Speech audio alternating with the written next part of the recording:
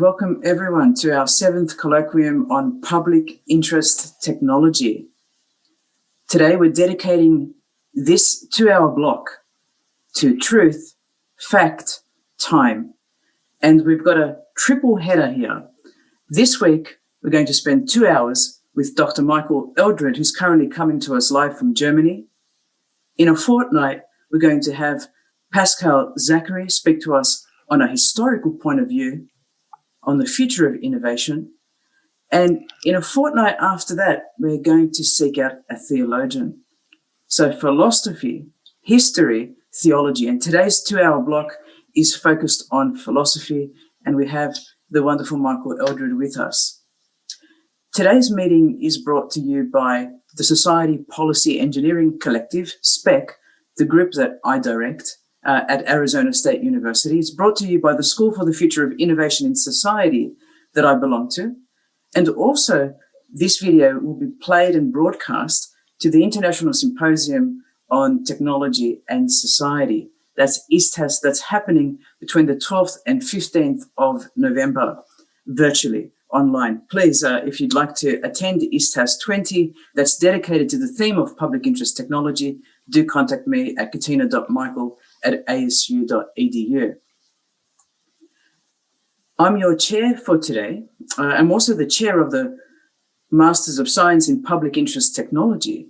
And that's an online degree that we offer that inspires both humanities and social science scholars to dabble in the STEM. It also inspires STEM scholars to become more fluent in the areas of humanities and social sciences. And so coming together, what we're hoping to do is to build a robust group of practitioners, applied scholars, and even theorists in this new emerging space of public interest technology.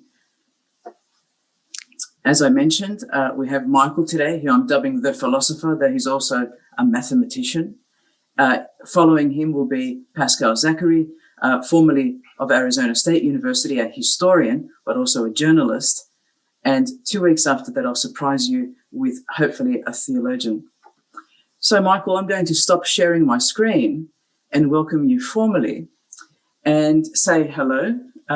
You herald from Katoomba, New South Wales in Australia. You met MG Michael some years ago, my husband and collaborator. I welcome you to the colloquium. Thank you. It's very nice to be here. And thank you for giving me the opportunity to speak to several people at once. It's a different kind of format. You know, the last 6 weeks, we've had a great time together. Middle of the night here in Australia, 3 a.m. I think, and late evening your time. And we've been jamming about all things philosophy. We've been jamming about things like what you call interplay and productive movement. You've blown my mind. And I'm just sitting there thinking, where has this philosopher been in my life?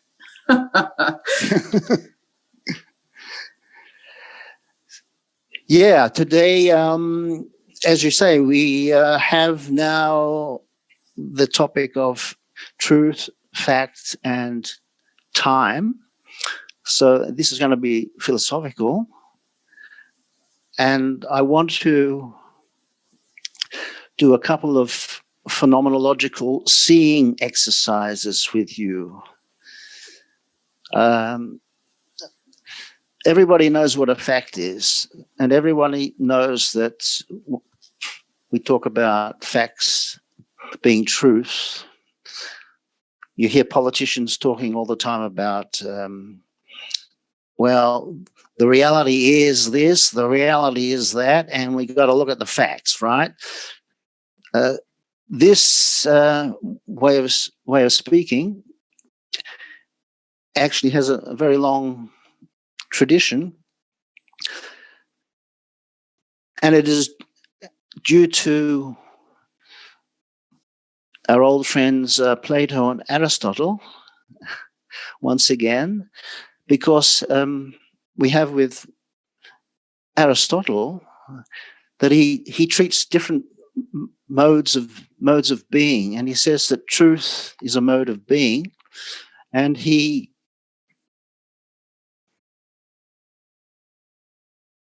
goes proceeds by saying that the truth is situated in the statement, or you'd say the statement. He calls it the logos, the statement. In philosophy, in mainstream philosophy, it's called the proposition, and this has been a long tradition of how you investigate the truth by investigating statements. You look at how these different statements hang together, and if you proceed from true statements, which are called the premises, and you use the proper rules of inference, then you come to a conclusion that is true. And this is something I think you, not only in philosophy but elsewhere, you learn. This is the method of arguing from true premises to true conclusions, and they can also be false. But the question is truth really situated and located in statements, or the propositions?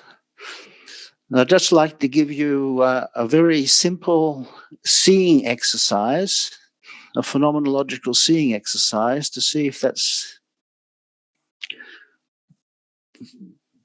the true state of affairs. Now, over here in the corner that you can't see, there's a chair over there. So if I say this statement, there's a chair over there in the corner, is it a true statement or not?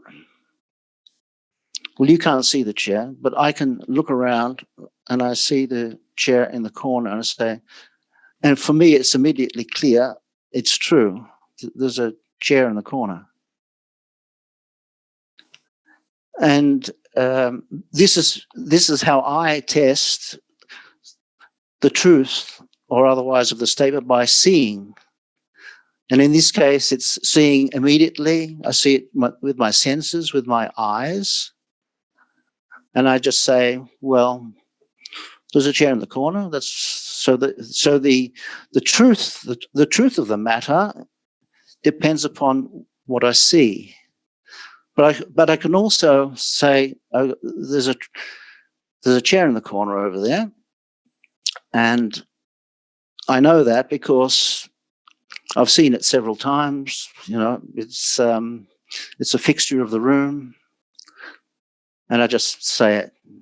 So this is referring not to something I'm looking at immediately now in the present with my eyes, but I'm recalling it from memory, and my memory is not too bad. So it's true in that sense. It's true because I see it not with my senses in the present, but I see it in my memory, and my memory is okay. So there's a difference there, that you, when I say there's a chair in the corner, I'm just saying the statement, and you can say, well, I don't know if that's true. I don't know if that's true because I can only take your word for it. So you think to yourself, well, if it's a reliable source and I'm not lying, then okay, the statement holds. I believe you, and you're a reliable source, and you're not a crazy man, and you're not someone in the White House. Now,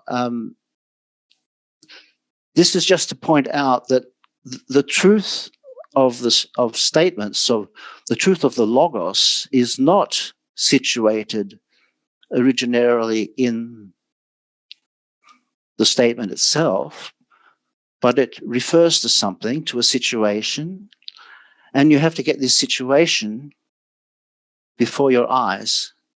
And you can get that before your eyes in the sense of looking at it in the present with your senses, or you can rely on your memory and call it up and say, that's the way things are.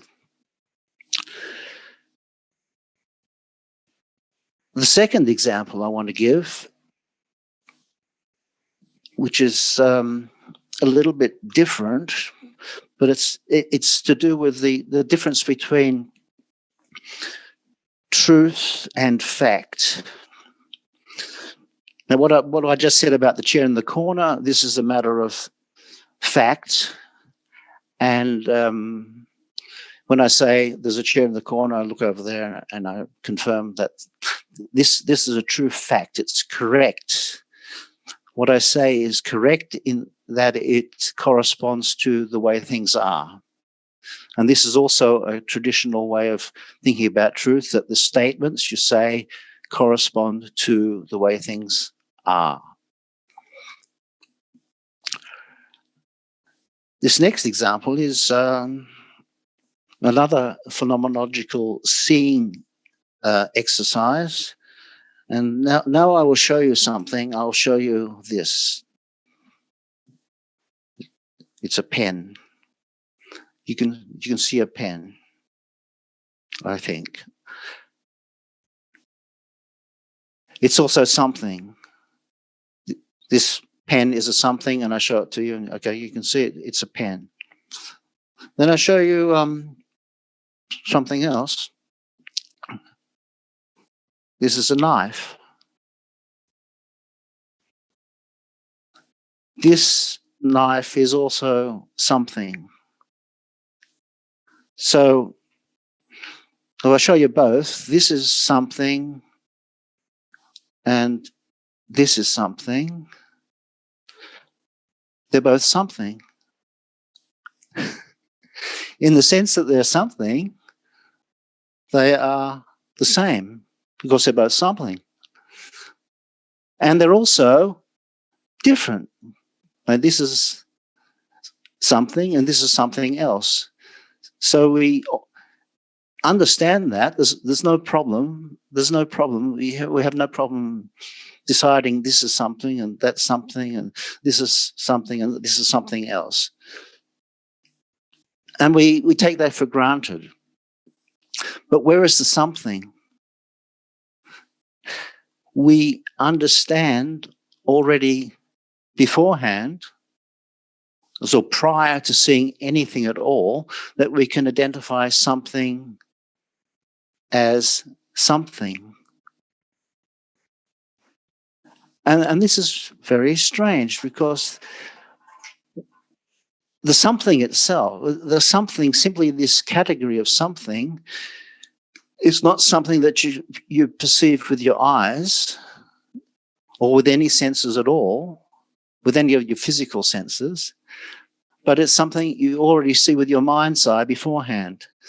And without that being able to see this category of something beforehand, you wouldn't be able to identify this as something and this is something. And the same goes for the category of seeing something and something else, the other. We already know and understand completely without thinking about it, taking it for granted, that we can differentiate between one thing and another, the something and the other thing. And this is what Aristotle calls a category. And the category is a Greek word, comes from the verb kategorein, which means to address something, and especially to accuse something, to accuse. So you have the situation where I accuse this of being something, and this category of something itself is what I already bring to the table beforehand, before I see anything. So it's before any empirical experience. And this is where I want to bring in the distinction between a fact and truth. That there's a change of levels. The facts have to do with things that you experience empirically, and you can establish whether they're facts or not. But the truth of the matter refers to something deeper.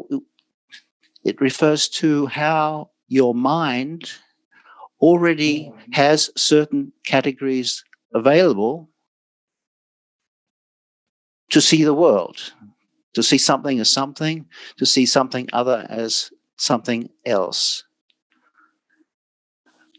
And this is the dimension which we tend to overlook.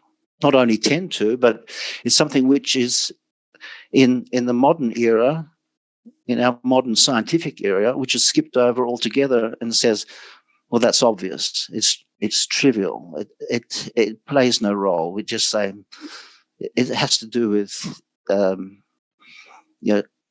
what they call speculation. This is just speculation. And it's interesting that the word speculation itself is the Latin translation of the Greek word theoria, theory. And the word theoria comes from the Greek word theorein, which means to look at, to contemplate, to look at. But it's a looking at which is not sensuous, it's not dependent on the senses, it's a looking at. That is, in that sense, speculative, but it's completely clear. It's not fanciful thinking. It's not simply a product of your imagination, but it's you actually seeing, for your mind already sees the category of something. So now I want to make with these two examples that truth itself depends, first of all, upon seeing phenomena, and phenomena, another Greek word, which shows itself of itself. We see phenomena, and the truth of a statement depends upon the phenomena showing themselves. And if the phenomena do not show themselves as they are, but deceptively, then there's a kind of hiddenness. The phenomenon in question is then obscured. And this is something, again, different from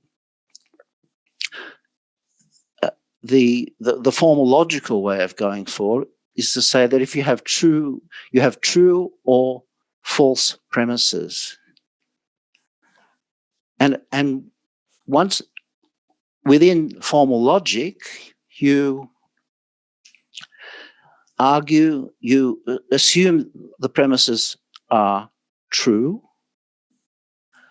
and then you infer from these premises certain statements, and you come to a conclusion without any further reference to phenomena. And this is the way, say, mathematics works, or at least formal mathematics, is that you have true premises, they're called axioms, which seem to be self-evident. And then from these axioms, you derive by rules of inference which apply to that mathematical entity and come to properly inferred conclusions. And these are the theorems of the mathematics. But what I'm saying is that the theoria, the depends on seeing the phenomena themselves. And this capacity to see the phenomena themselves is what Aristotle calls nous, which is translated normally as, well, you have the English word nous, which means reason. And reason, or the mind, or is the faculty called the mind that is able to see phenomena, immediate phenomena, which just by looking at them, you see them. And the example I gave was the category of something. We see that with the mind. And it's true because this is the, it's very hard to put the category of something itself into question. Now, I'll make a big jump to modern science, and I'll take the example of the Einsteinian relativity theory. You can have the special relativity theory or the general relativity theory. Let's just keep it simple. We stick to the special relativity theory that Einstein developed at the beginning of the 20th century. And he develops this theory. There was a whole kerfuffle in mathematized physics at the beginning of the end of the 19th century, beginning of the 20th century, and was to do with how do you deal with light, or more generally, you'd say electromagnetic radiation, because light has lots of different frequencies. But I'll just talk about light for the sake of simplicity. And here we have, in 1881, we had two physicists, Michelson and Morley, showed by a very sophisticated experiment that the speed of light didn't depend upon the frame of reference it was being measured in. And you normally expect that if you, in normal situation, if you're riding a horse at say 20 kilometers per hour, and a train is passing you by because you're riding alongside a railroad, and it's going at 100 kilometers an hour, then you'd say the train is going at 80 kilometers per hour compared to me on the horse who's riding alongside the train at 20. Whereas for someone on the ground just standing there, the train is traveling at 100. So there will be a relativity in that. But what Michelson and Morley established was that in the case of light, there's an absoluteness about it, is that it doesn't matter.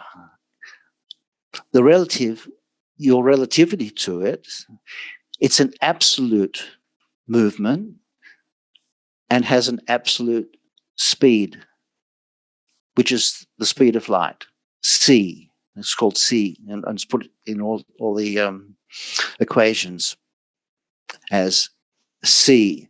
And from this fact, it's an experimentally established fact, established by a very sophisticated experiment. Einstein took this seriously and said, okay, well, this speed of light and light itself is the only thing we've got going for us. If you're a physicist, you are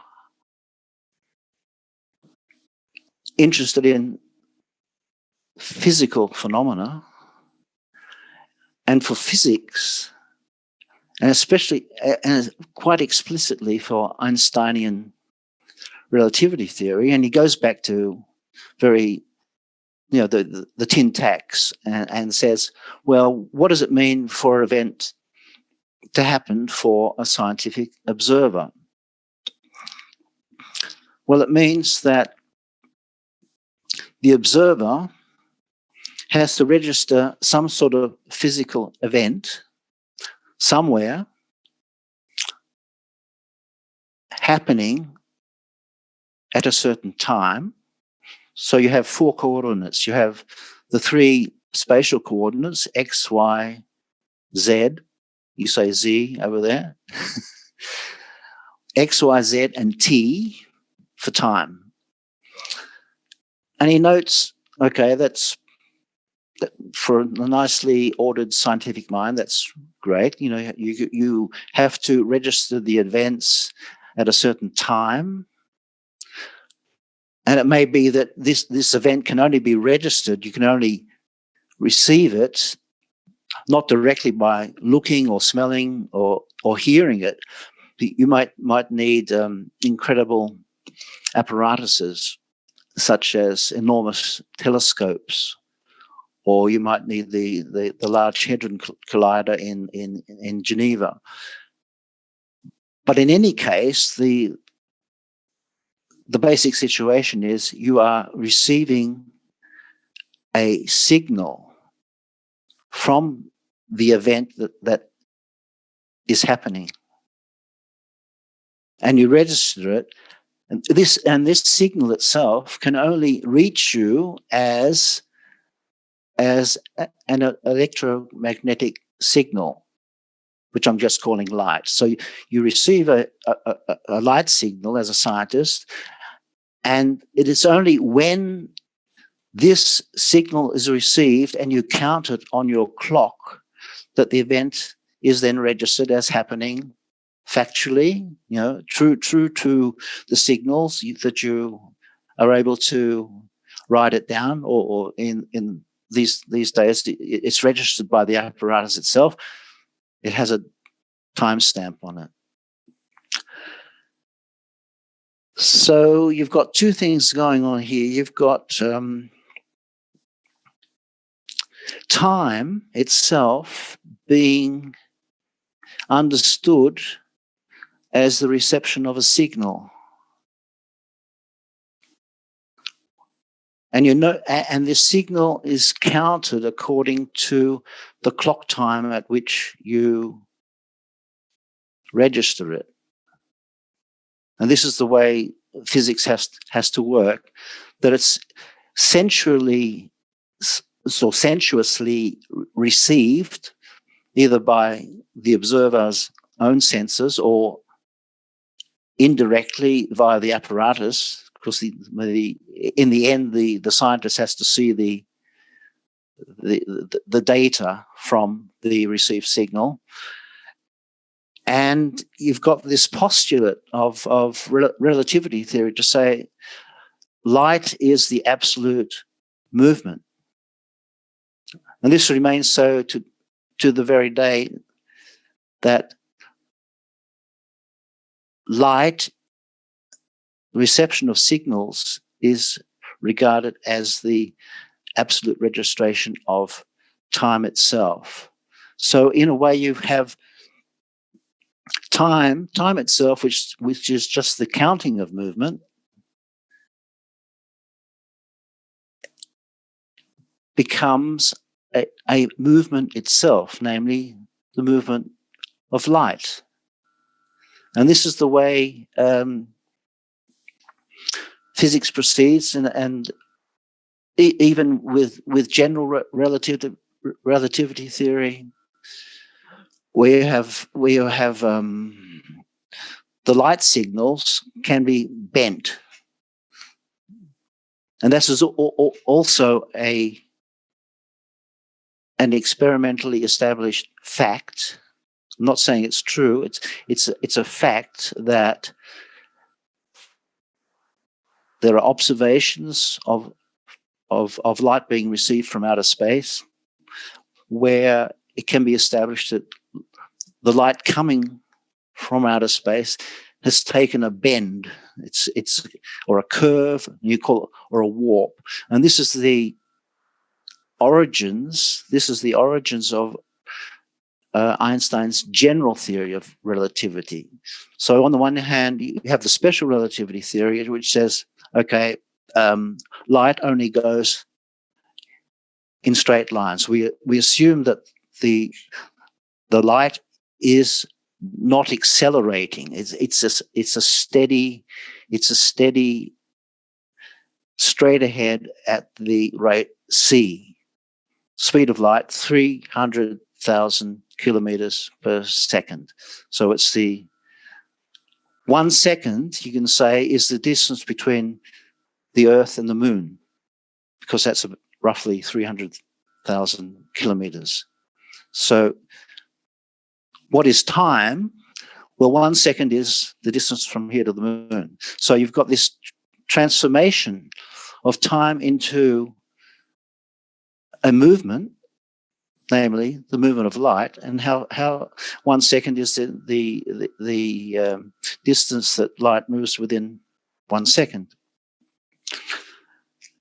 And the general relativity theory, which takes into account that there's acceleration going on. Well, the only acceleration that light can take, because it has it can't go faster, it can't go slower. That would be accelerating or decelerating. The only way light can accelerate is by changing its direction, which is what it does when it takes a curve. And this curve is what accounts for this wonderful and very strange phenomenon of the warping of time-space, which is still fascinating, that relativity theory says to us, because of the bending of light, the universe and everything in it is subjected to this curvature of time-space. So this is really strange, and it depends upon gaining a mathematical access to the world. And this gaining of a mathematical access to the world is not something that was there from the start. Although you might say, even with Pythagoras and with Plato, you have the rudimentary beginnings of this attempt to gain a mathematical access to the world. But it really takes off at the end of the medieval times, when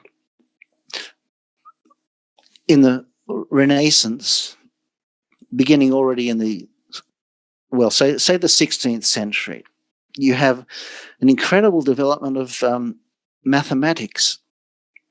Some really incredible things going on. You've got, for example, just as an example, you've got Cardano, an Italian mathematician, working on certain sorts of equations, trying to find out the roots of certain equations in which exponents of 2 and 3 and 4, the quadratic equation, a cubic equation, quadratic equation, so on.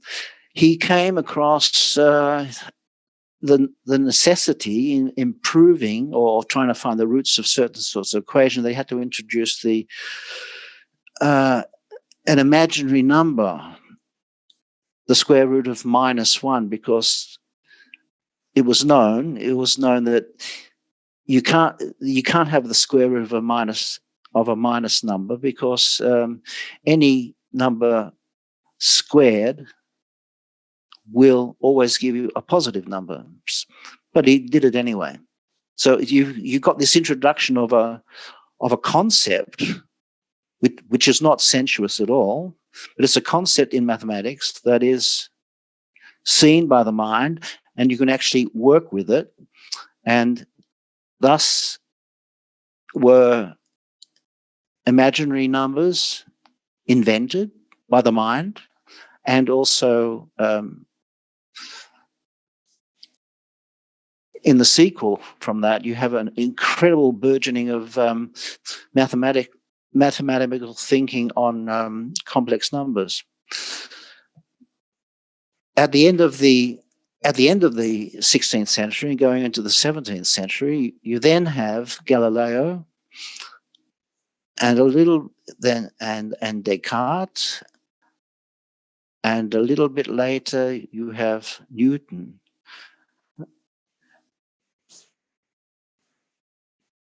And they, especially Newton, is probably the most famous in the English-speaking world. They proceed with this program of consolidating and extending this mathematical way of accessing the world. As so you have, for example, you have the famous equations of Newton. Three extremely simple equations that are able to account for physical movement. And first of all, it was developed by contemplating the movements of the heavenly bodies, so stars, planets, the moon. And with these very simple three equations, you were able to account for the movements of the planets. But this was then generalized, and it was said that all you need really is a homogeneous space, and it has to become homogeneous because you want to describe it mathematically. So you have three coordinates, X, Y, Z, and these are the famous Cartesian coordinates. So it's associated with Descartes, who also worked in this area. So you have this is something you did at school, and with great interest, of course. And you first in school you do it mainly with in two dimensions. You have X and Y, and you have a curve, and so that's the way that you account for space. And it's not just outer space; it's not just the heavenly spaces way out there, but it applies generally everywhere.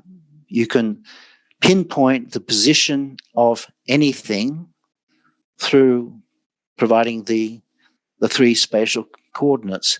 And then on top of that, because you're interested in movement, and physics is the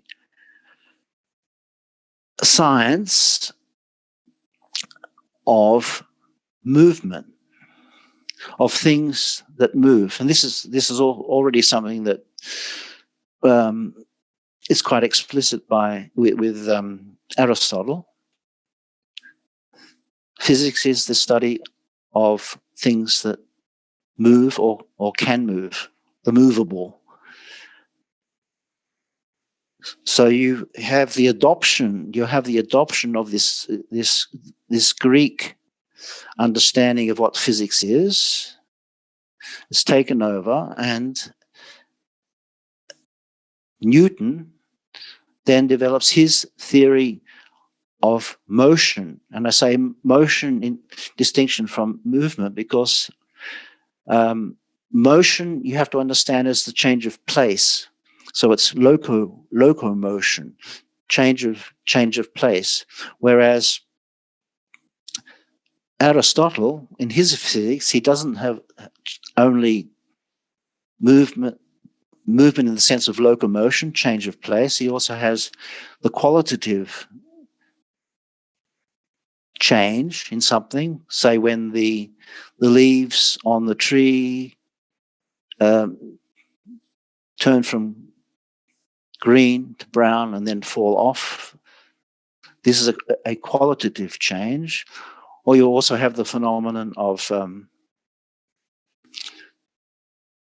grass growing or a tree growing and also decaying. So you have growth, and you have the fourth mode of movement, according to Aristotle, is that of reproduction or progeneration, where one being reproduces itself in another being, which is the most complicated kind of movement. So what this modern physics tries to do in its program for mathematizing the world and getting it into an equation is to attempt as far as possible, and it's got very far, is to attempt to conceive all sorts of motion, all sorts of movement as motion, all sorts of movement as locomotion, change of place. Because then, if you have locomotion, then you can write equations with it. And you write equations in terms of a parameter or a variable which you call time. And there's always this little t in the equations. And this t is magical because with it, you can actually calculate motion.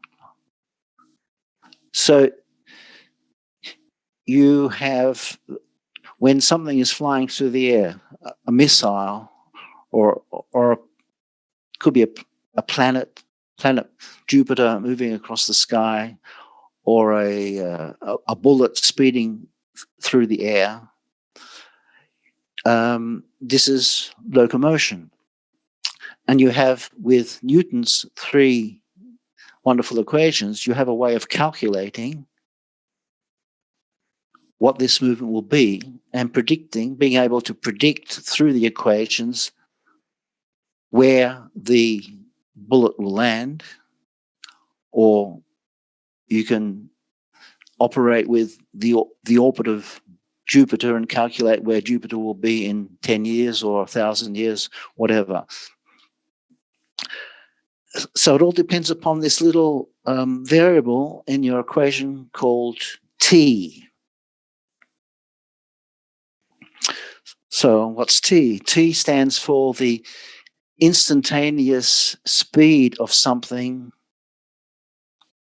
at this point in time called t. So it depends upon conceiving time as a flow, an instantaneous, a flow through which you can measure any kind of motion.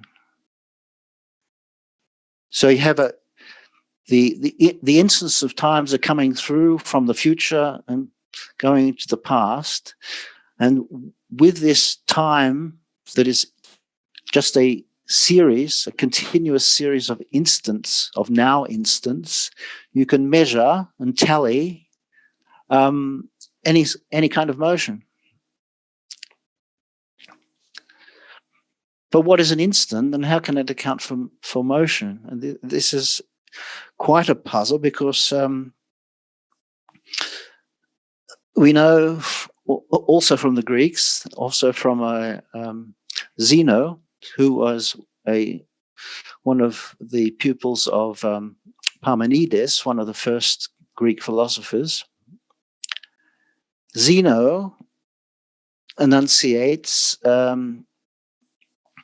some of his paradoxes way back in the 5th century BC. And one of them says, consider an arrow. Today we'd say, consider the bullet of an AK-47. So let's keep it simple. We just go with the arrow flying through the air. And he says, at any instant in time, the arrow is at a standstill. At any instant in time, it is at a standstill. So how can it move? And he concludes, well, it can't move because instantaneously it is at a standstill. So there can be no motion. And this paradox recurs with the mathematics and the mathematical physics inaugurated by Galileo, Kepler, then Newton. That you have equations, but how can you deal with motion if you have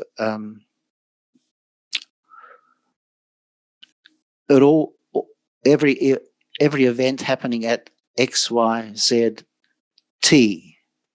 So how can you have motion? And this is where the famous differential calculus comes into play, that you can only take an average speed of anything. We measure speed by saying we cover a distance in a certain time. So you've already got the motion in there. And in order to get to the motion or the instantaneous speed, you take this average over a distance in a certain amount of measured time, and you make it smaller and smaller and smaller. And this is where the infinitesimal calculus arises. So I have Newton developing his version of infinitesimal calculus, and on the continent just nearby where I am, well, I'm in Cologne, and Leibniz's hometown was Hanover. He developed his version of the differential calculus, which operates with infinitesimals.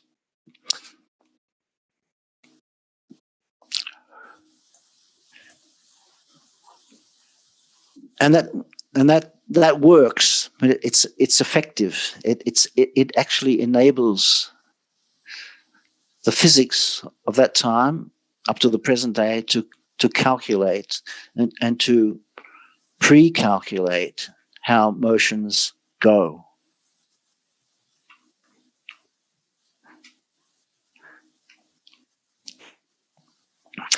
But there's still something paradoxical about considering time as this flow of instants through the now, and considering an instantaneous speed when Zeno says, well, anything at an instant is at a standstill.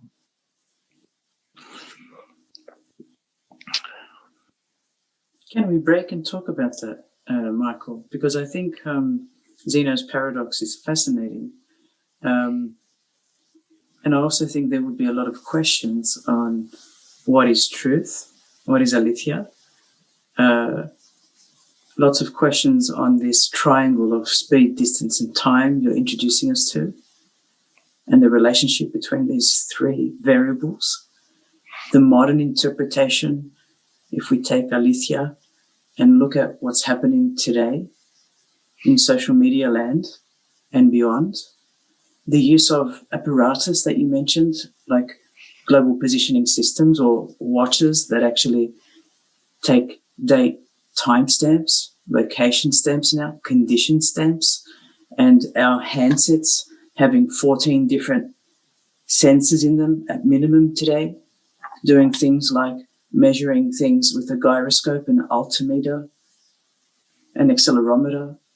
These phones know whether we're going upstairs, downstairs, whether we're huffing and puffing, whether we're stressed, whether our heart rate is rising, whether our temperature is rising. And this jam packing of this measurement that's occurring from the physics side, our instrumentation is so accurate down to the dotted line, down to the dot, and this notion of stillness while we are moving, and we'll never ever get, one of the things my late mathematician teacher in grade 11 and 12 taught us with Zeno's paradox, you can always halve the distance, you'll never get there. And I, in my research, have brought together with M.G. Michael this notion of ubervalence, which looks at the identity of an individual, the something, but you and I have called it the being in our past conversations.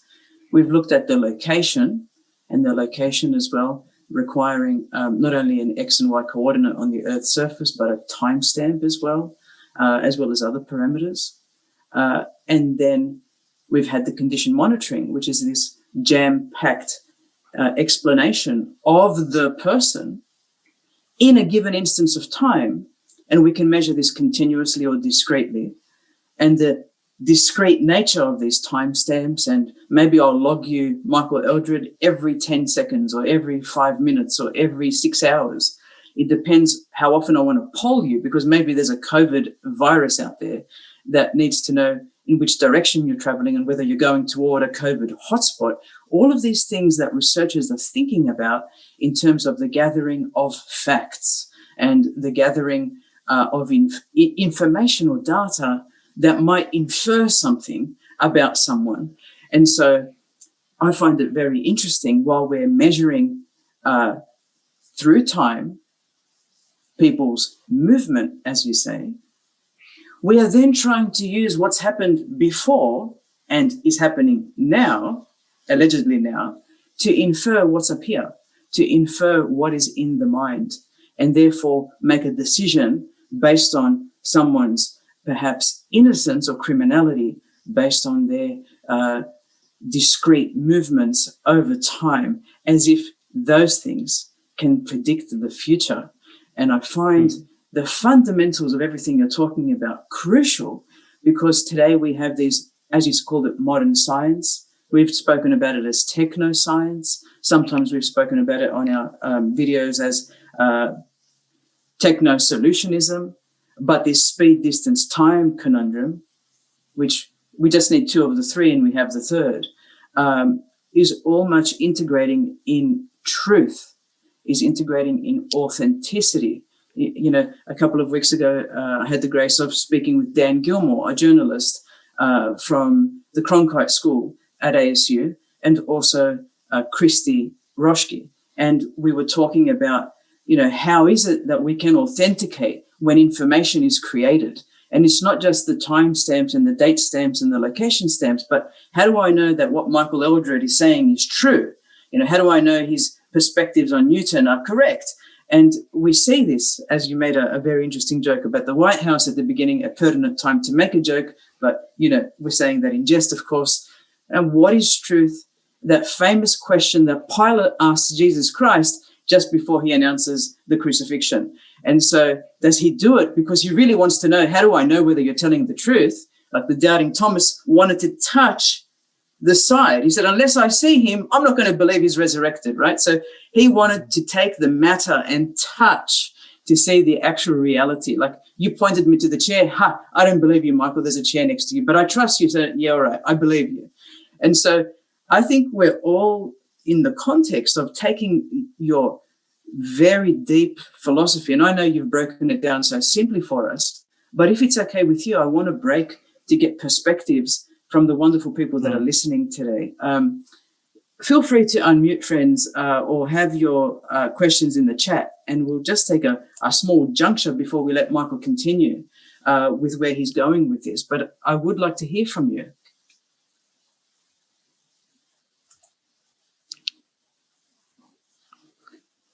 Feel free to unmute or to write down your questions, and we can pose them to Michael, or your comments or your reflections.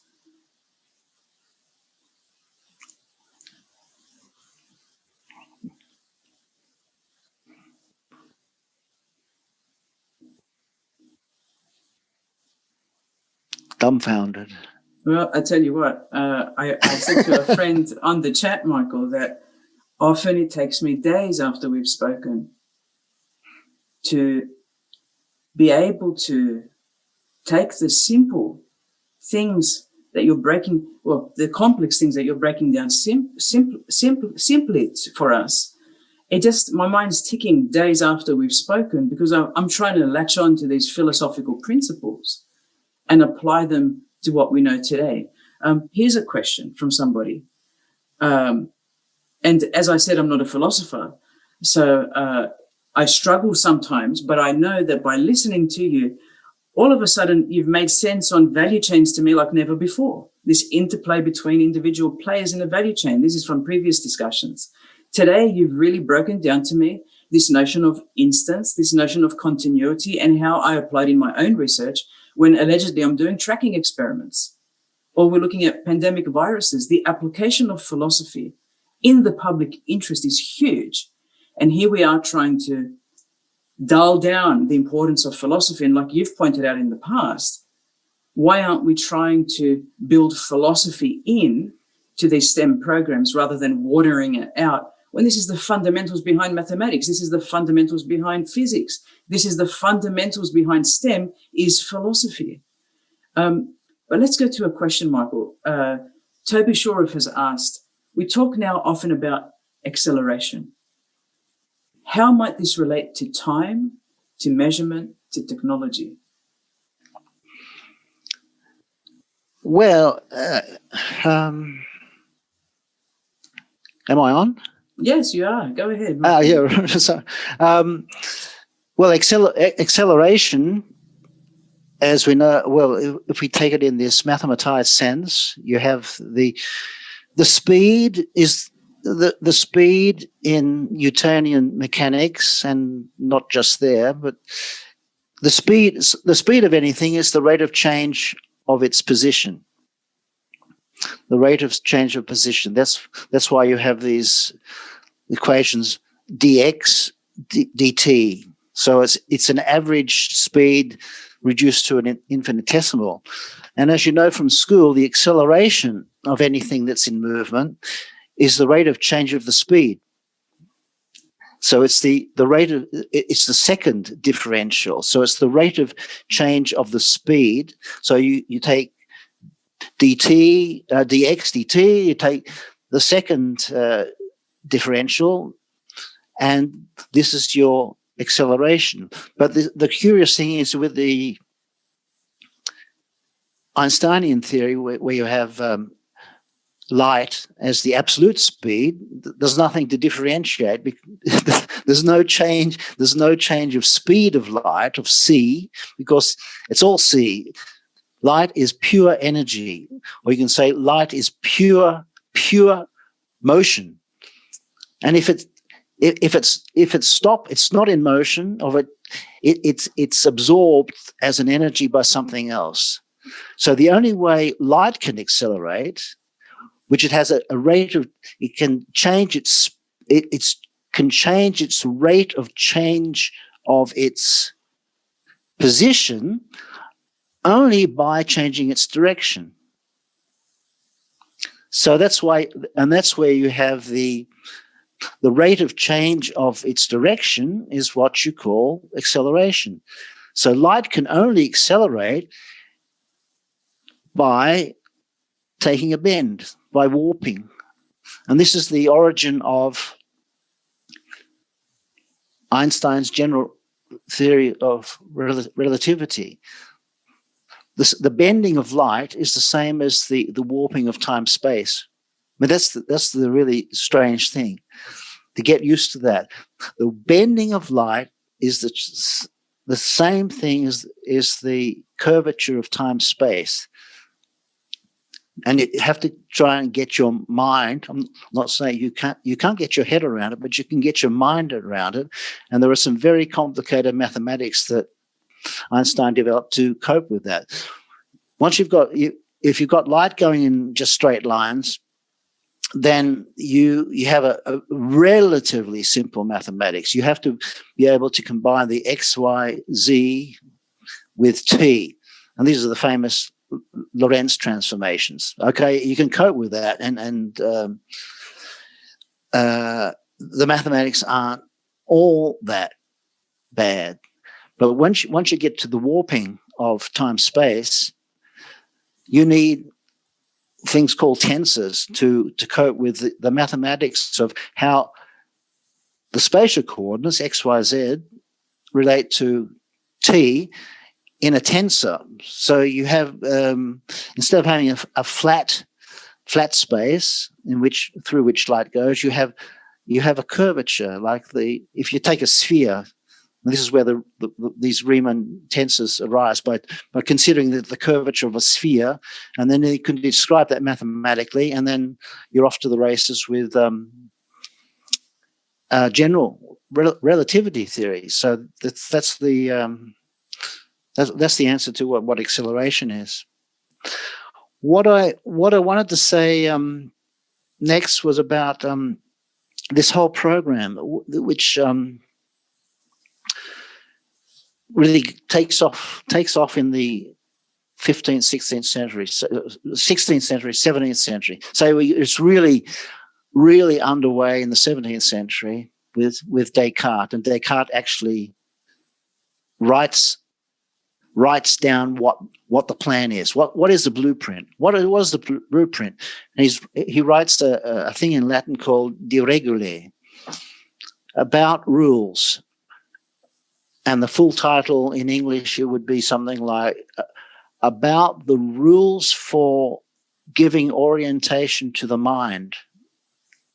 And there he lays out what the mathematical access to the world has to look like.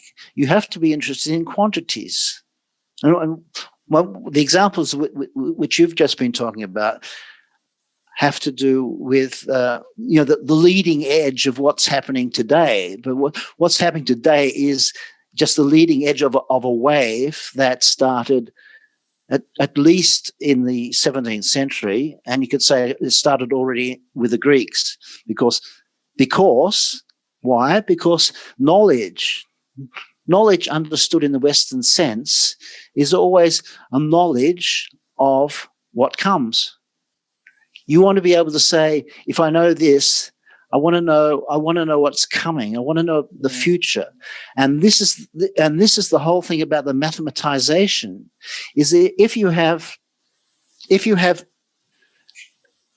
a mathematized time in an equation, then you can calculate what's going to come. It's prediction. And you'll find throughout science today, and not just science, but everywhere, everybody's interested in what's coming, in the prediction. What are the prediction? What do the surveys say, the polls say for the outcome of the US election? That's just one example. And you're trying to get a handle on it by using mathematics. And the paradigm for that in the modern age are the Newtonian, the three simple Newtonian laws of motion. You've got this mechanical way of predicting what's coming, in the sense of you can predict where something's going to land. You can land a spacecraft on the moon and it will be within 10 centimeters of where you calculated it could be. And I want to make the link here that this whole drive for the mathematization of the world, and we're living in in a world that has been progressively mathematized now for several centuries, and it's now in the stage of its algorithmizations, where we get in a digital grip of the algorithms being able to. And the algorithm is just one form of mathematics. It's digital mathematics, and it's all to do with the logos. And the point is, what's driving this? Why the hell are we interested in this mathematized point of access to the world? And why is it that time is regarded as a variable that is linear? Well, what's the answer? The answer is this linear time. Linear time is one-dimensional. You have a future down there. You've got the famous arrow of time. You've got the future down there. It's pointing, and you've got the now, and then you've got the past. Right? It's linear and it's continuous. Great. Why? Well, I'll tell you why. Because we're interested in cause and effect. And if science, in our Western sense, episteme is what the Greeks call it. We study that in philosophy as epistemology, theory of science, is that science, to be science, has to work with linear time and, together with that, with efficient causes. Cause, effect, cause, effect, cause, effect. And if you don't have cause, effect, and paired with that, linear time, that's measuring it. It's just measuring it. This happens, and then this happens, and this happens. When? I'm counting it. I'm counting it in the seconds, or the milliseconds, the nanoseconds. When? So time itself is just a derivative. It's a parameter counting off motion, the local motion, preferably, because you can register that. And why? Because you're interested in cause and effect. And why you're interested in cause and effect is because you want to control motion and you want to control all sorts of movement. So this is the will. This is the absolute will of science and of technology, is to be master of all sorts of movement in the world. And that's why you need linear time. That's why you need it, because otherwise you can't mathematize it. And that's or monetize it. Or monetize it, right? In our first discussion, that's the next step. That's the next step. Yes, that's the next step. Well, the thing is, why do we want to accelerate more? In the last discussion we had, we spoke about the hockey stick effect, and we're always seeing these growth charts, which don't seem very human or humane. They're always going to be more of something. There's something you're telling us about. And we are always trying to rapidly develop faster. Now we have rapid prototyping and agile methodologies, and we want to do things yesterday because of this linear. And we look at, even now, we don't look 20 years out. We look at shorter sort of business cases. I remember when Nortel, the company I work for, went from, your 12 to 25 years for a payback period of a 2G or 3G network to something like, folks, we've got to look at 3 to 4 years because the banks won't lend beyond that time. We can't see clear enough. But anyway, we're going to do this within 3 or 4 years anyway. So, let's accelerate that payback period. I remember Michael being in a shortlisting meeting where the CFO of a large Asian organization said to me, I don't believe your numbers. The payback period should not be this. It should be this. And I'm looking at him thinking, how can it be this when it's impossible based on the facts? And so I think some of the corruption, some of the deliberate acceleration in terms of payback periods or net present values that seem to break even in a shorter time frame are leading us down a modality which says keep buying, keep upgrading. We're doing planned obsolescence and these things will come out faster. And we're going to go from this to a brain implant, from a brain implant to nanobots, like 20,000 of them in the body. It's like this almost, I think you called it once a fetish, if I'm not mistaken, or you called it like a preoccupation with the next. And you're saying in one of your first talks of what we established as a mini series based on your book, that why is it about the productive movement, the generation of transactions, the hockey stick effect? Shouldn't it just be about us and each other?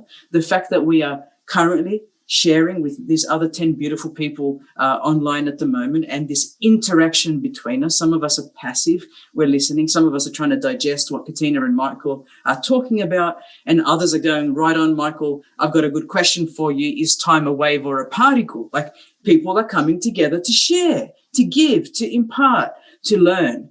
But in fact, we've moved away from the fundamentals of why we exist, as what you've said to me, what I've learned from you in the last 6 weeks, towards this, how do we use one another to create productive movement, to generate transactions, and the game, am I right? The gainful game. How can I wallop the most out of somebody or the people I'm supposed to be serving? And what you're arguing through your philosophy is, heck, to hell with the generation and acceleration of the billions, right? What about us? What about the public interest in its guts? That's what your philosophy, I feel, is about. And I just wanted to extrapolate that out. But time, I'm looking at some screenshots of my studies in systems of innovation. It's all about chronos. It's all about documenting over time, the diffusion of innovation. I look at this linear view, as you're saying, and I look at these curves, and I look at the saturation curve, that point where everyone has a mobile phone. And guess what? Most of the population in Hong Kong have 2 mobile phones. We can saturate the market and then go some more. But if we don't interrupt these diffusion curves, we're not going to make more money, Michael. So we've got to disrupt and interrupt to create more of the productive movement that suits us. And behind what you were talking about in our first series of Gainful Game is knowing the players in the value chain, the intent of the players in the value chain, the manipulation of the markets in the value chain. And finally, one of the major points you made was, do you know what? We are so powerful as individuals in this public space. How are we going to institute what we want to do through our behavior? We are just as powerful in this gainful game, except we sort of disempower ourselves by believing things are truth and things are fact, when in fact they're completely, absolutely the opposite. So we've lost our ability to detect and understand what is truth. Is this page that I'm reading right now on, truth? Is this correct?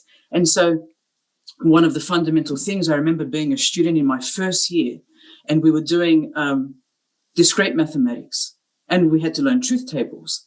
And when the professor said, truth plus truth is false,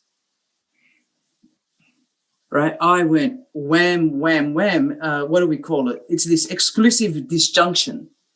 Truth and truth is false, right? Yeah. Which did my mind in. But it's almost like, I know this is not the perfect analogy, but now it's like this person's telling me this and this person's telling me this. Boy, I'm not sure I'm going to believe it. What do we have left as humans, given this overload of information, Michael, in determining what truth is? What can we look to determine truth? Well, the question there is, you've talked about the gainful game, but I think that this is the way in which what I call thingified value in motion. This is the motor. This is the motor of the gainful game. This movement of reified value, and you can say money, bloating itself in its circulating and keeping everything else in motion. So there's an intermeshing between physical motion and physical movement of things, which physics and technology is concerned with, intermeshes with the movement of this reified value, which bloats itself on its way through its circuits. And the faster it moves through its circuits, all the better, because it throws off more profit. But to get back to this time thing and this mathematization of the world for the sake of, it's a mathematization of the world for the sake of controlling movement. And so you need cause and effect, And in line with cause and effect, you need a linear time, which just counts off movement and registers it with some sort of clock. So in that sense, time is derivative of the movement, not the other way around. You have first the basic phenomenon, or the basic set of phenomena, are all kinds of movements. And time just figures as the counter, which also makes it clear that in this sense, time is for us who are dealing with movements in the world. So time itself is, in this mathematization of the world, it is dictated. It's dictated by this will to master movement of all kinds. And that's why you have, which means it has nothing to do with truth, because it's merely a parameter. It's merely a counting of time for the sake of mastering movement. And that's why you have a criterion for truth in science. Science must be predictive. And in that sense, it's also very useful. And this is the source of pragmatism, American pragmatism in philosophy. And empiricism already starts with Bacon, with the Anglo-Scottish philosophy way back 16th century. These things are dictated by this will to master movement. And that's why we say a science which cannot predict is useless as a science. So you have, for example, which you already mentioned, with the Einsteinian relativity theory. So what's the use of it? And this question crops up all the time. And say, well, that's all very nice to have these wonderful speculations about time and the way it fits with spatial coordinates, but what's the use of it? And so the scientists come up and they're pleading for funding, and they're always saying, well, one day something will come of it. And as just one example, you can take the GPS system. Everybody relies on GPS. It's really practical, because if you're driving a car, you don't want to drive it into the river, and you want to get to your destination. So this is a way of mastering your own movement in a car from one destination to another, from one place to another, A to B. Well, how does Einsteinian relativity come into that? Well, it just turns out that you've got all these satellites up there whizzing around, and the GPS works by triangulation of certain the certain objects on the ground. So this is cars in this case, and it can pinpoint the spatial location in these three spatial dimensions via the positions of the satellites. But it can only do so on the basis of the signals. Okay, the signals. But the signals travel at the speed of light. So in determining the position of a car on the highway from the three satellites, or the four, say three satellites, you can pinpoint it. You have to account for the speed of light, because the signals from the various satellites are at different distances away.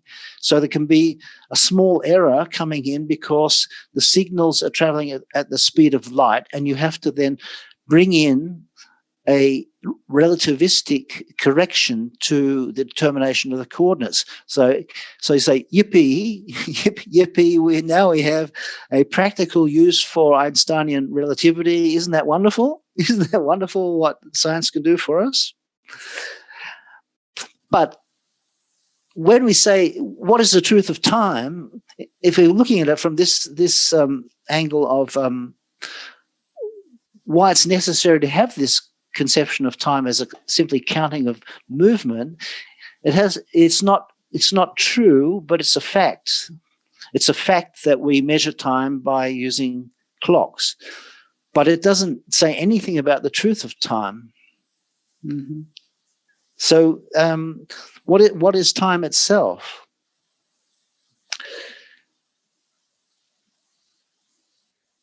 I think I'll just skip then to... Michael, can I interrupt? Because there's two questions that are burgeoning here Yep, in the chat. okay. And I know you can't see them. The first is by Eusebio Sconavacha and the second by Edward Zinka. So Eusebio is from the University of Baltimore. Eusebio, you can unmute and go for it. And show your video if you want to. I know you miss my beautiful face, Katina. Hi, Michael. Fantastic. Hi. Appreciate your thoughts on this. I work in information systems, and a lot of time the study I did on mobile technologies always has to do with time, space, and interaction, right? And I'm a bit unsettled at the moment when I see some people talking about or advocating towards what they call an ontological reversal, that the digital entities are shaping the physical world. So you have the cyber-physical interaction of digital, and human experience now becomes equated to computed human experience. So the moment that you're talking about GPS, or you're talking, or all the conversations that we have, or all the movements that we make are being mathematized and are being computed. And I do wonder, it is something we should be comfortable. I don't feel particularly comfortable, I'll tell you that, with the idea that we converge or we reduce human experience to anything that can be computed. And this computed human experience is what shape our physical life. And that concept, to me, it's disturbing. So I'd like to get your thoughts on this.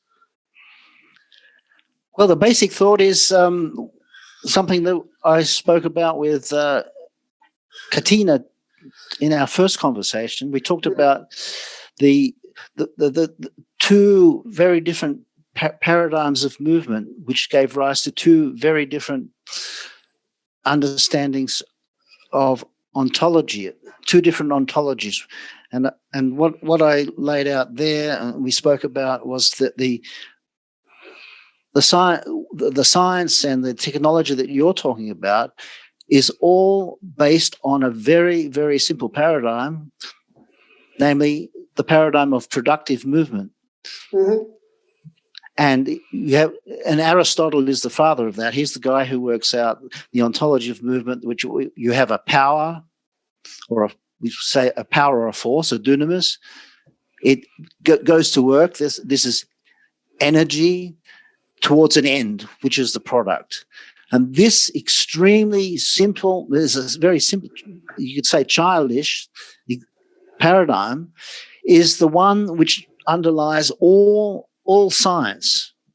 I say all science, right to the very day, computer science, anything you'd like to name.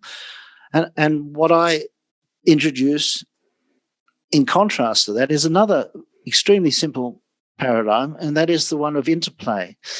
And with interplay, you don't have a productive movement of going from a starting point, a force is set to work and you get to your end, but you have an interplay between many different starting points. And in this case, you can say, okay, let's take humans.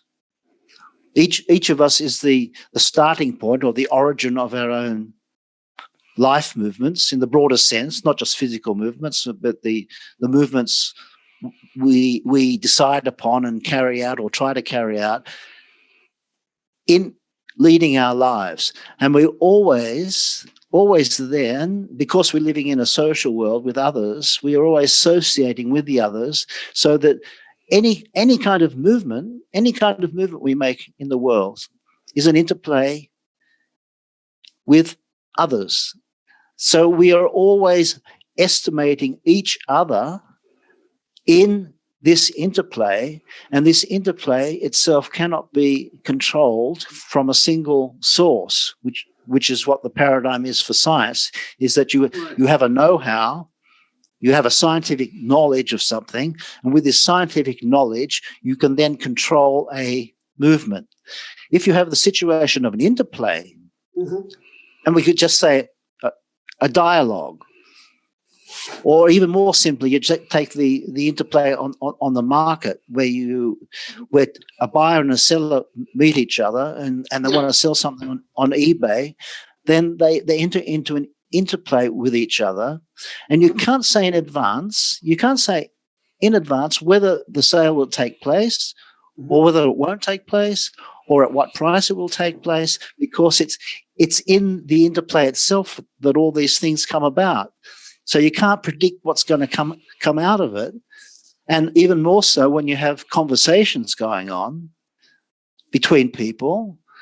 Speaking is also a kind of movement. So when we're speaking with each other, we are saying something, and we're also estimating what our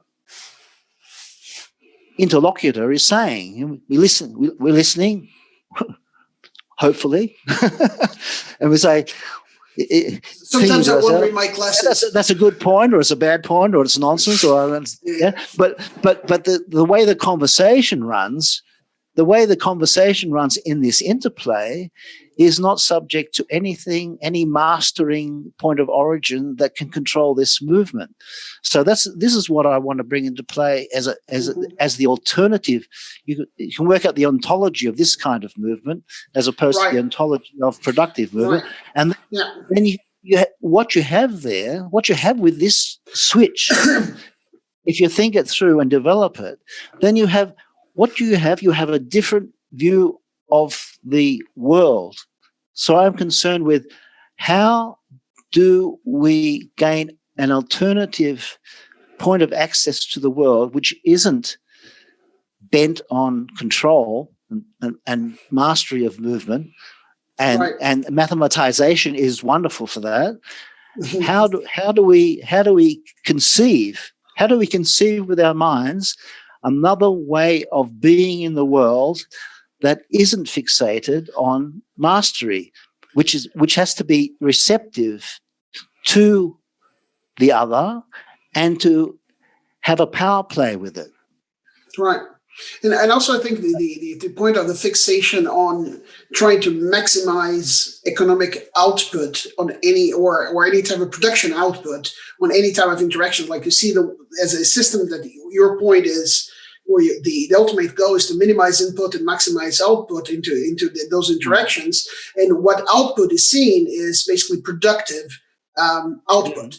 And then when you start to use the digital reversal with ontology, saying this is it's almost the ultimate reflection of that ontology of productive time or time is a. So it's fantastic. It's really interesting to challenge the initial ontology that actually I think is giving how can I say basis for thinking in such a way that you're mathematizing absolutely everything, including the human experience. So fantastic. Exactly. Thank you.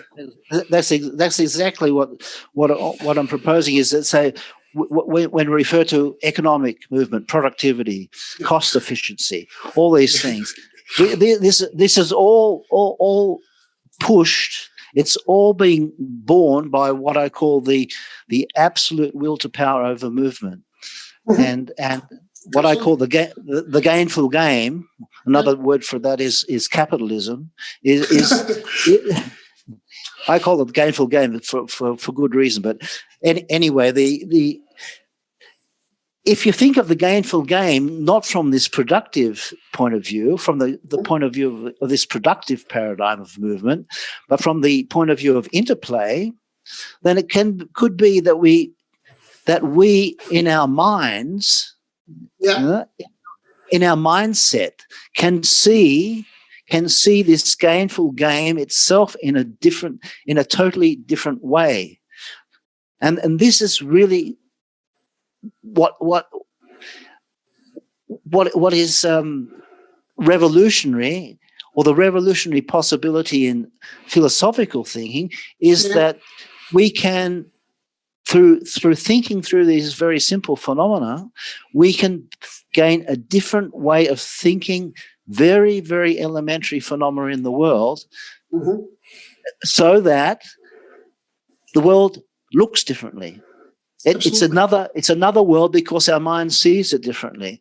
Absolutely. And if you go back and the case study I would take there is look at the transition from the end of medieval times to the modern age, the modern scientific age, which is now the cybernetic age, the age of the cyber world, where the algorithms are doing all the controlling. This paradigm, this was a paradigm shift, that the way in which the mind actually saw the world on a very, very deep level switched. Yeah. It switched, and we live in it. Because we're living in this world, we can't see it. We just take it for granted, and anybody who starts questioning it is treated as a nutter. As somebody who's really not really. I see Katina there. Katina, this just reminded of our good friend Pat Scannell, isn't it? Disruption of thought. Absolutely, yeah. This is Michael, amazing, because you know what? I think in the last 6 months, COVID has acted to shift something. We are all finding ourselves in different locations, in different contexts. You know, I wake up now.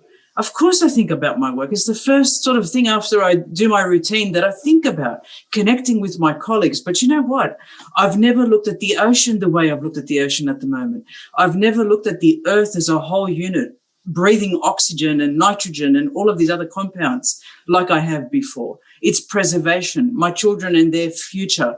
But the area and space around me and my colleagues and my friends. It's like there's something that's happened. Things have become more vibrant because I no longer am running to make sure the hockey stick effect takes place. I'd love the hockey stick to take place as a byproduct of earnest and authentic and loving work between people. But in fact, I'm looking outside and thinking, oh, it's raining today. I actually see the rain, Michael, because I'm not fixated on the typing. And I think we have a chance here through this public interest tech to say it's not about the tech, it's about seeing. The public interest is about seeing what's important to be seen. It's not about someone directing you. Now you will make more productive movement and you'll be a cog in the wheel and you will do this. That was the Industrial Revolution stage. I think we're going to see a shift of a huge magnitude if we can find it within ourselves to pause and say, wow. It's what you said in the first video. You said, wow. And it is the wow. It's not about us existing for the sake of producing more cogs in something or more artifacts or more units of production. It's about connecting on a scale that makes us human, that allows us to be human, that allows us to see, right? And not to see through. These things are making us see through each other, almost to a point where we've developed the inability, right, to actually interpret someone's facial expression. We used to be able to see whether someone was happy, sad, angry, ecstatic. Now we can't because we're bombarded with this stuff in the ether. Was that Katina? Let me ask my phone. Go. I'm saying whether you're happy or not. Let me ask my phone. Yeah, but Katina knows the story that once I was at ASU and I saw a few chaps leaving the restaurant and they were saying, can you imagine the next swipe I do can be the mother of my children? And then that struck me with the danger of algorithm delegation. I have 2 kids. I love them. I have a wife. And one of the most beautiful things of my human experience has been meeting my wife, marrying her, having a kid. And suddenly part of that process, I'm delegating to an algorithm. And this is scary, to be honest, in terms of, because it's more efficient. So fantastic. Thank you for bringing this up. Thank you, Eusebio, for that intervention. I've got one more, Michael. I'm sorry, at least one more. Okay. Edward Zinker, whom I wasn't able to get to 2 colloquiums ago. I think it was colloquium 5. Edward, if you want to unmute, let me know or just unmute, and thank you so much. Hi. Hi, Katina. I'm here at ASU in Core Hall in Tempe, and it's a beautiful day today. And looking at the chat sequence, Toby had some very good comments, insight that I played off of. And let's see, she talked about currency movement and money, and that's the flow of what's being discussed, and technology, and we talked about productivity. And so then I commented, it seems to me the ones who own the float, aka movement in time, are the ones who also own the printing presses. And I'm intimating there, play on words, not only printing presses printing money, the currency, but also printing presses printing the books, the ideas that drive the technology. And I don't know if that is I don't know if I can boil that down to a hard, simple question for you. It's just, the float, the movement in time, the ones who own the means. Just wondering if you, based on your background, have a comment on that. Movement and time. If your question is about movement and time, what I've been talking about is this linear time. Right. And this linear time goes hand in hand with cause and effect. And if you're living in a world which we are living in, which is under the rule of the will to master movements of all kinds, then you need a linear time which counts off movement, and the movement itself is conceived as cause effect. And you've got to get to the causes and see the effects, and you can use mathematics to see what comes out of it. And what I just discussed about interplay, which interplay defies this mastery over the interplay among us players as humans in the interplay. We bring our powers, we bring our abilities into interplay with one another, often against one another. We can be really nasty. But in any case, it's an interplay. And it's not controllable. You can't have any point of origin from which you can control it, even though you try. I mean, the algorithms are trying to do that, but they come up against this thing, this phenomenon, I call it phenomenon of interplay. So it's up to us to say, what is the truth of this phenomenon? We know it as a fact. Like we know it is these facts, we know that the conversations go on and we understand it all well. But what's at this deeper level that I call the ontological level, which is the level at which you get to the truth. And I say there that when you approach the phenomenon of interplay as a kind of movement, then this linear time is useless. This linear time, which goes hand in hand with cause and effect, is useless. Chuck it out. We have to change our mind, which is hard because it's to do with extremely elementary things.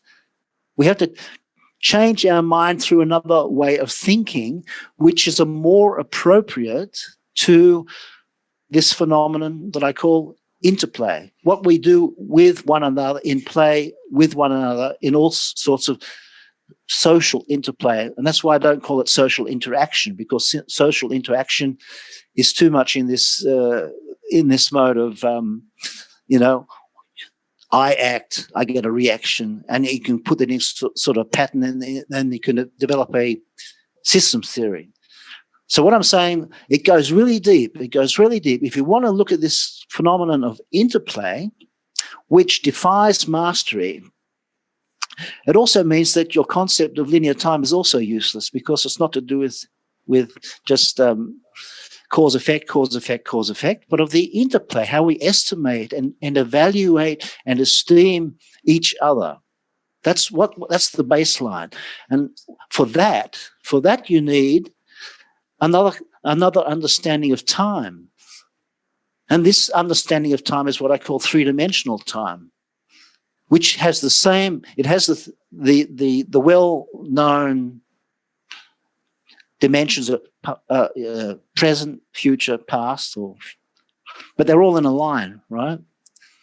All nicely lined up because it's all it's interested in is following the cause and effect, cause and effect, cause and effect. But in fact, the three dimensions are free. They are free three dimensions. So you don't have them in a line, but you have three independent temporal dimensions. You can call them future, present, and past, but they too are in interplay with one another, in the sense that they offer us humans the possibility, in thinking about interplay, that we can actually move through these three dimensions, not in a linear way, but we can actually move freely from one dimension to another dimension, without worrying about any Einsteinian relativity theory about the absoluteness of light, the speed of light, which is the criterion for all physical movement since relativity theory. We're not restricted to acting like a light beam with our minds. Our minds are three-dimensionally temporal. That's why we don't need to take relativity theory into account with the speed of light and say, okay, the sun is out there. Okay, well, actually it's nighttime here, but during the day we've got the sun, and the physics tells us, because of the distance of the Earth from the sun, that it takes 8 minutes for it to get here at the speed of light. So it's dependent. The signals we get depends upon the speed of light. But the way our mind works, I can think of the sun right now. I can think of the sun right now where it is, and it doesn't take me 8 minutes to think of it. I can just think of it. And I can also think of the sun rising tomorrow. I can think of the sun in its motion tomorrow, rising above the horizon. And I can move to the future, and I can think of, and I can also simply move to the past, how the sun set yesterday evening. I can see them all. And I can hop from one to the other and faster than the speed of light. So I'm not restricted there. So this is quite, this is one of the consequences of rethinking time, not as this linear marking off and counting, and tied to the speed of light, this absolute movement of the speed of light, but opening it up so that we are able to move. And we already do that without taking it really seriously in an ontological sense, that this conception of time as three-dimensional and open is the one which gives the truth of time. And it also solves this whole paradoxical business about Zeno's paradox, about the arrow that cannot move because at any instant the arrow is frozen in an instant in its motion, so I can't move. This is the nub of Zeno's paradox. But if we have a different conception of time, then this plays no role whatsoever, because the time actually is what enables all sorts of movement rather than the other way around. Up until now, right from the beginning of the Greeks with Aristotle, right through and right up to the present day when we got these really incredibly accurate clocks, it's all linear time, and it's all there because this conception of time as linear is wonderful for controlling movement. But if we open it up, then we have a different conception.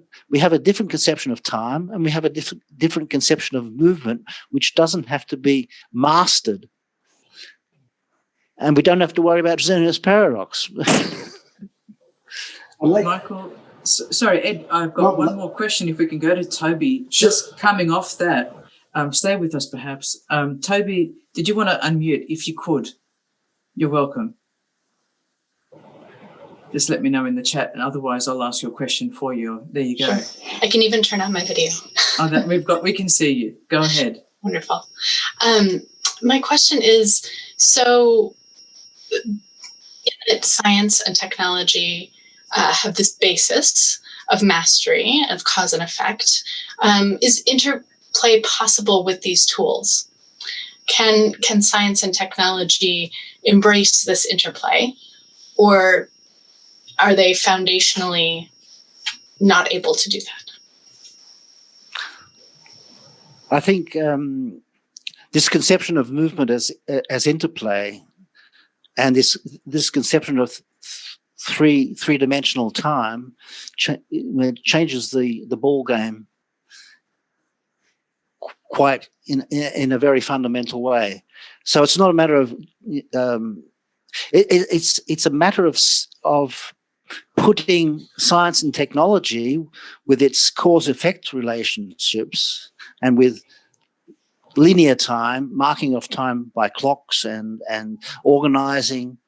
Okay, it's putting it in its place and taking a step back from it and saying, well, what enables movement itself? If we're not out to control movement and use linear time and cause-effect relationship to control it, but open up time to this three-dimensionality and see that it is only movement is only possible within time, within this three-dimensional time, because the movement we're talking about, we're not talking about movement kind of dissociated from us, but it's always the questions that I'm posing in a phenomenological way. It's always the way in which the phenomena show themselves to us, because we're the humans. We're the humans. We're the ones who are open to the phenomena, and we're the ones that try to make sense of the phenomena. So if we are trying to make sense of the phenomena, and these phenomena are in movement, so we're trying to understand all the various phenomena of movement. So this is something. How do we conceive movement for our mind? And that's where I come with to say that the mind itself is nothing other than this three-dimensional time.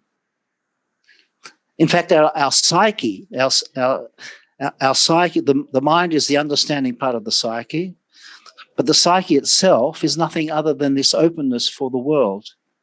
And this openness for the world is not the mathematical or the mathematized access to the world, but is simply the openness for in this temporal three-dimensionality. So that, properly speaking, to see any kind of movement, and we just come back to Zeno's paradox. Mathematized, you say that because in the present instant, the arrow in flight is at a standstill; it can't fly. Well, I say, no. That's not true. That's not true to the phenomena. And in this case, the phenomenon of the motion of the arrow flying through space, right? Because we have no problems. We don't have no problem at all seeing an arrow in flight or a bird in flight. We don't have any problem. But why we don't see the bird in flight at an instant anywhere? We simply don't. We see the bird, and we see also the bird with our mind's eye, where it will be and where it was. So we have three-dimensional temporal vision. Our mind, we ourselves are this three-dimensional openness for the world in this temporal sense, that we can only see the bird in flight because we are seeing is, will be, or may be. We don't know exactly where the bird's going to fly, but we can see that it's in motion somewhere, and we also see it in where it's come from. Although we know that it's come from somewhere, we might not know exactly, but it's nothing to do with being able to sort of pinpoint and pinpoint in an equation the flight of the bird.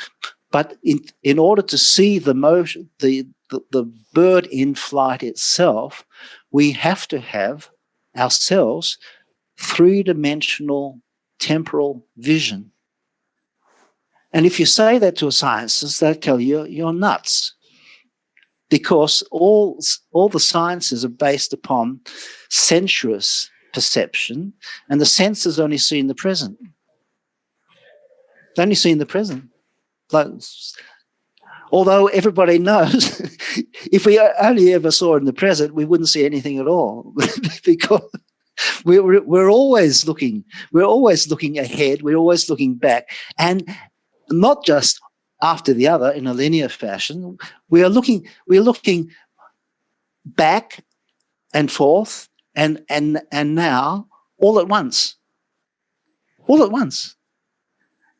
which is completely unlogical. If you look at the principle of contradiction, which is the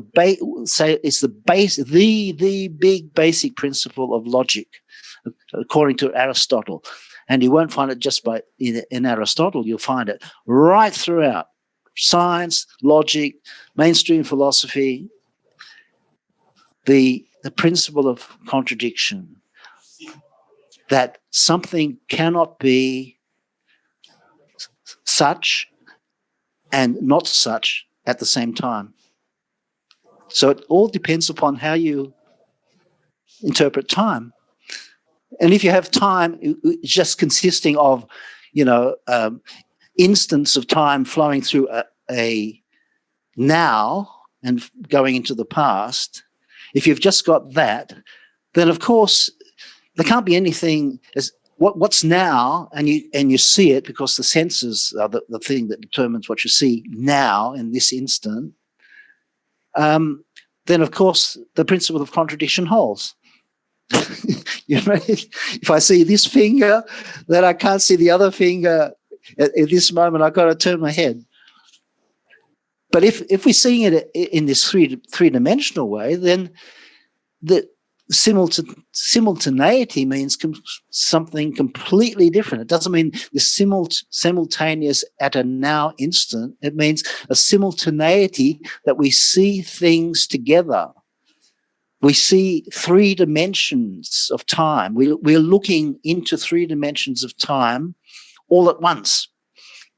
And all at once is a nicer way of saying simultaneously, to get rid of this. And simultaneously is something we always think of, simultaneous. Now this happens now, and this was. I'm banging on the table, and I'm with my left hand, my right hand, and they're simultaneously in the now. But I'm simultaneous. I can think of the kitchen where I'm going to have a cup of coffee, or right now, no problem. I can think of this movement of going into the kitchen with. I don't have to actually do it and sensuously do it. I can conceive it, and this is the wonder of our minds, that they are our mind, which we share with one another, is three-dimensional in this temporal way, all at once, and it's not restricted by the absolute speed speed of light that was laid down as a postulate by relativity theory. And they're still trying to work it all out, right? That's why they got this hadron collider, and you've got these gravity waves and all this stuff going on without looking at the simplest things of asking, what is this time? And it's a big problem for them, because if you don't have the time, then you don't have the equation. If you don't have the equation, then you can go home. You've lost your job. There's nothing for you to do as a scientist if they take your equations away from you, then you're a dead loss. There's no science. There's no technology. You've lost this mastery. But we've got to take a step back and lose this mastery. I'm not saying chuck it all away, but we have to have a new mind, a revolutionary other mind, to be able to see the world differently in a more open way that isn't tied to this mathematization. We've been on this circuit for 400 years, 500 years. We just got to take a step back. Do you know, Michael, as we close with a couple of minutes to go, and don't go off Edward and Toby, that's what we're hoping to do in this new Public of Interest Technology degree. That's a Master of Science, quite interestingly, is to develop people who not only think outside the box, but will come with different views of the world, will see things differently, will challenge the rubrics of the last 400 years, will ask the right questions for today by looking at the future, looking at the past. We all often talk about the now casting, the back casting, the future casting, foresight studies, anticipatory governance, participatory approaches to development and design. But we want to be able to see the user and the needs of the individual, the person. I don't want to even call him a user. That's techno speak, right? I want to call him the person who needs something, and we all need something. And collectively, we may need certain things in particular communities, but we're hoping to develop a process by which what becomes more attentive is not the bottom dollar. I mean, money is required in the economy, obviously, but it is about coming together at that important interplay where we say, I need something, like these ancient communities once did. They would give when they had enough to give. If someone was in need, you weren't going to let your neighbor die.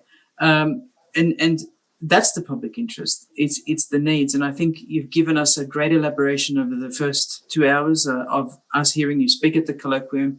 Hopefully we can invite you back maybe mid next year to continue on what you've started today, but we'll continue our video series, of course, and we can invite all of these wonderful people. Jumana Bugazela, the president of Pivot for Humanities, with us, an amazing scholar in her own right, who talks about the importance of humanizing and professionalizing the STEM practices so that we don't have these phenomena of just worrying about hockey sticks, but what else? The interplay of people together. Eusebio that you met, who's in digital business and so much more, information systems as well, but predominantly business. Ryan Radcliffe, thank you again. I think this is your second time at the colloquium. Tara Hairstone, thank you for coming back. Toby, thank you for coming to every single one. To our logistics team, Melissa Waite and Cindy Dink, thank you. We couldn't do this without you week in, week out. And to Dr. Robo Abbas, who was with us, Edward Zinker, thank you as well. You're right in front of me with the mask, which is the right thing to be doing at the moment in Arizona. We had Professor Robert Cook-Deegan, a medical doctor who's also working in our DC office at ASU in the School for the Future of Innovation in Society. Martin Comiso as well, one of our PhD students in the Human and Social Dimensions program. So there is so much yearning to hear people like you, Michael. I hope you know that we appreciate your time. And to everyone that stayed on right to the last minute, thank you for your excellent comments. You've got chats saying thank you, Dr. Eldred, and thank you for your humility. You're a very amazing human being with many qualifications. We didn't rattle them off, but just thank you so much for the time you've given us today. Yeah, thank you very much, Katina, for inviting me, and thank you to all the participants for the very lively chat. I think we got some thoughts into motion, which is the main thing. Invaluable to everyone. See you in 2 weeks with Professor Pascal Zachary. Bye now, everyone.